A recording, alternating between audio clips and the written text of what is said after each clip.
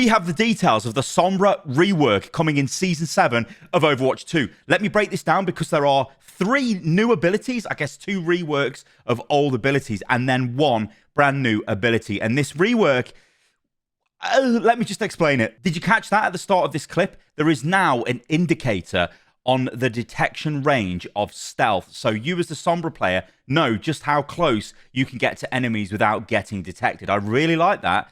But I bet you can turn that off in the options as well. But I think that's really cool. I'd personally leave that on. So let's talk about Virus first. This is the brand new ability. We can see this in the gameplay clip Blizzard released on their social media. Now, this is what Virus does. It is not a ranged hack or a hack projectile.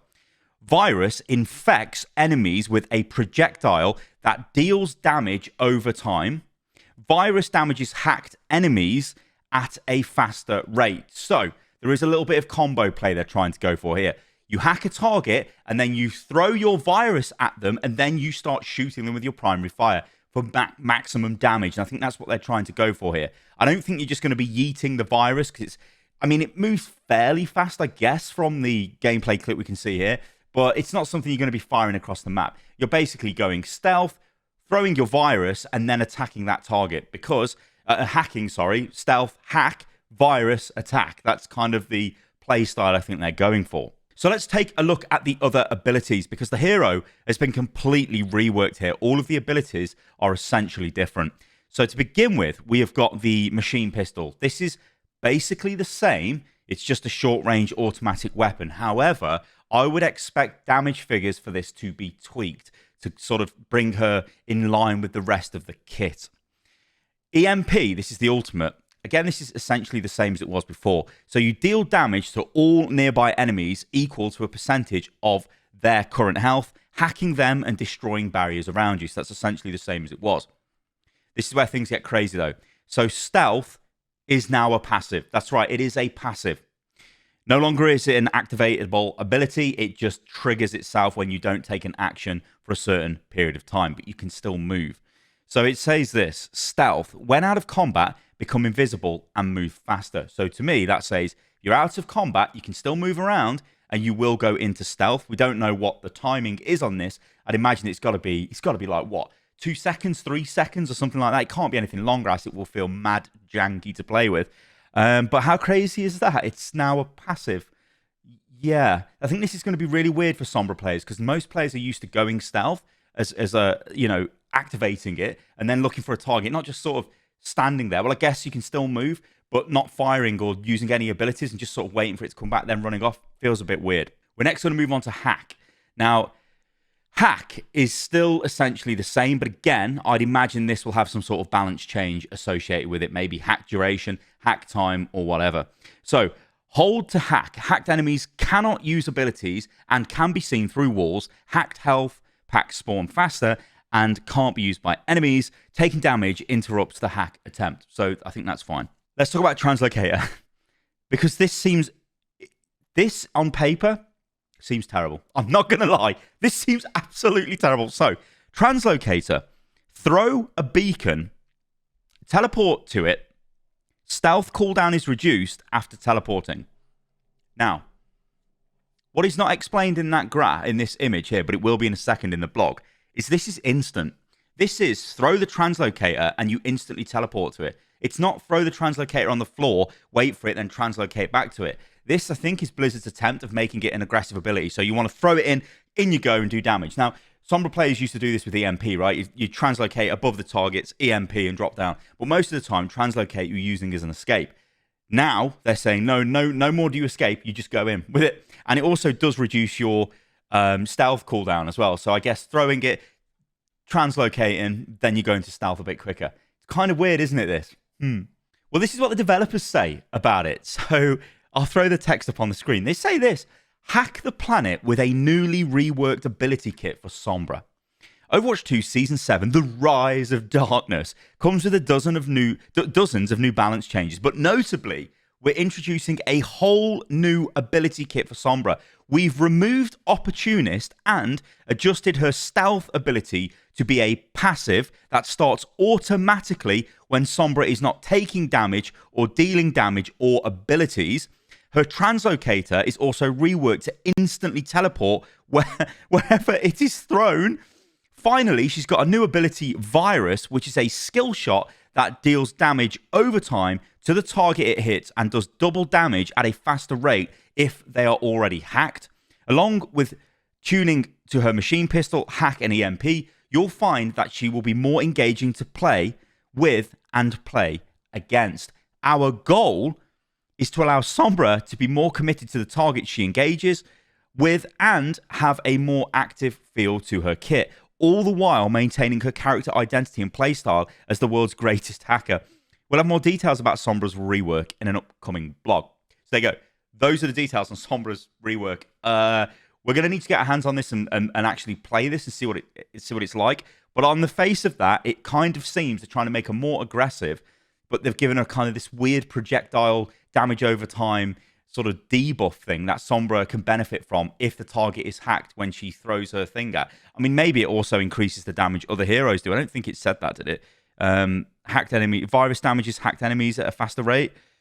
Well, yeah, because it's only Sombra with hack, isn't it? So with the virus, right? You're not throwing it. Your teammates can't deploy the hack, so it's only a damage boost for Sombra in that way. It looks like, but I don't know. This seems. I thought it would be more explosive. Okay, let's cover the rest of this blog. So this is everything coming to Season 7 in Overwatch 2. And there is a new crossover event. Now, it's not like One Punch Man or whatever. It's a Blizzard in-house crossover with Diablo. I think most people know this by now. They have already teased this on their social media. It includes an Lilith Moira skin, which looks really good. And I presume other bits and pieces for the Halloween events. Anyway, let's break this down. So they say this. Season 7 begins next Tuesday, and we're bringing a frightening amount of new content and a seasonal theme that is darker than ever before. We're introducing a new Blizzard crossover game mode in Trials of Sanctuary, the Halloween Terror 2023 event, and a hot new control map featuring the tropical island of Samoa. We're also bringing a massive update to include reworked ability kit for Sombra and new changes to the Route 66 map. Keep reading to find out what we've got to tell you. Well, we're going to keep reading, so we're going to go for it. So, battle against Lilith Moira, in the Trials of Sanctuary. In our first ever Blizzard crossover game mode launching with our Halloween Terror event, you'll descend into a battle against the demons of the Burning Hells in an all-new co-op survival brawl, Trials of Sanctuary. Fight as one of six different heroes: Demon Hunter Sombra, Barbarian Zarya, Night Raven Iliari, Cleric Lifeweaver, Imperious Reinhardt, and Inarius Farah, while facing an onslaught of unrelenting forces in a fierce battle for survival. Challenging bosses wait along the way, including Azmodan Wrecking Ball, Butcher Roadhog, and the Blessed Mother herself, Lilith Moira. Well, I think there's a bit of a tease there, isn't there, to skins? I'm sure there's probably a trailer somewhere which is going to go out, which will include show off the skins, because they usually do that. But yeah, Azmodan Wrecking Ball, I think I need to see that. So then they go on to say, Halloween Terror modes make their frightening return, because we all love recycled Overwatch content. Along with the Trials of Sanctuary, fan favourite modes, including Junkenstein's Revenge and Wrath of the Bride return, take part in all new challenges and earn bonus loot, Battle Pass XC, Overwatch credits, a plethora of spooky cosmetics. Enjoy this spooky celebration from October the 10th to the 1st November. All right. As you complete the tricky challenges in this event, we'll have some great treats for you to spend your credits on. I'm sure you will. For the first time, you'll be able to spend your credits to unlock Overwatch 2 heroes: Sojourn, Junker Queen, Kiriko, Ramatra, and Lifeweaver. This special opportunity is available only for 1 week only through October the 17th. Your earned Overwatch credits can also purchase returning skins in a limited time Halloween Terror credit shop, including the new Gilded Hunter Sombra Legendary skin, a new remix of Demon Hunter Sombra. Okay, so it's just a recolor. Hurry, though. It actually wasn't Demon Hunter Sombra a BlizzCon reward. It might have been. It might have been. Don't quote me on that, but I think it might have been, you know. Anyway, maybe it wasn't. God knows. I don't know. These limited time events in the Halloween Terror credit shop will return to the grave on November the 7th. So that's kind of interesting. That's almost this thing of like, they've got this sort of seasonal shop now, haven't they? And they're letting you spend Overwatch credits, which aren't the Overwatch coins, because the Overwatch coins are the premium. So yeah, it's interesting they're letting you unlock old heroes, isn't it? That must be like a sort of attempt to get players who maybe played Overwatch 1, who have got a bunch of these coins, who haven't really been playing Overwatch 2 because, well, they don't have the new heroes, to say, well, guys, you can still buy them. So I don't know. Maybe that's okay. Battle on the hot new map of Samoa. This season, we're bringing one of our most complex battlefields yet to Overwatch 2. Samoa is a new control map where you fight on tropical beaches, villages, and even inside a volcano. Watch out for deadly pitfalls, or you might just be swimming in lava. Samoa will be available to play right away in a dedicated arcade card and will appear in quick play and other rank modes starting October the 10th, with it appearing in competitive play later on in the season. It does look all right, that map, actually. The stuff we've seen on the Overwatch League final stream, I think, looked okay. So it looks fine. It looks all right. It looks very colourful. Right then, they talk about the Battle Pass. So they say, unlock a sinister collection of loot, including the... I want to say this is Onryo, but it's probably not right, but the Hanzo Mythic skin anyway. This season's Battle Pass takes you on a dark and spooky path, featuring themed cosmetics that will send chills to your opponents and teammates and to your bank account. Everyone will be able to earn new epic skins like Victorian Ghost Lucio, the Crimson Clown Soldier 76, unlocking the premium battle pass includes terrifying legendary skins. Oh, like Asmodan Wrecking Ball, at least that's a battle pass skin. Victorian Doll Echo and Diesel Baron Ramatra. If you can brave all 80 tiers, you'll earn the mythic Onryo Hanzo. Right then, so it is interesting, this is because this is Blizzard going back to you only get the mythic at level 80 of the battle pass. Now, why? You're probably saying, well, why, Sty, would they do that? Well, there's two reasons. The first reason is because they put the mythic lower in the battle pass, even though it was only limited customization, people just want the first tier of customization. They probably don't care about the other tiers because maybe they're not very good. So they only play to unlock that, and then they don't bother again. That means you've got decreased player time. So less people are completing the battle pass. We need to put the mythic back at the end. It is the bait, the carrot at the end of the battle pass to make people, well, want to play more and complete more, which means that they may want to spend more money in the store. The other way of looking at this is they only split up the mythic skin because they didn't have enough rewards for the battle pass. I can't see that being the case because they've got so many little kind of pointless things. I mean, you could just fill the battle pass with sprays, name cards. There's loads of pointless things. I could make 10 name cards in half an hour. Just give me a theme. You know, like you can spam this stuff out. No one cares about it. Pointless rewards. And don't even get me started on souvenirs. But like, yeah, so I reckon battle pass engagement's gone down. So that's why the mythic's at the end of the battle pass again. They also go on to say, also available in this season's Ultimate Battle Pass bundle are the legendary Lilith Moira skin and the legendary Inarius Farah skin, along with a new epic pumpkin spice theme skin for Bastion. Yeah, it's a thing. And with a head start to collecting other bewitching cosmetics with 1,000 Overwatch coins and 20 tier skips. Expect more scary surprises. So that's the premium Battle Pass, premium thing if you want to buy that.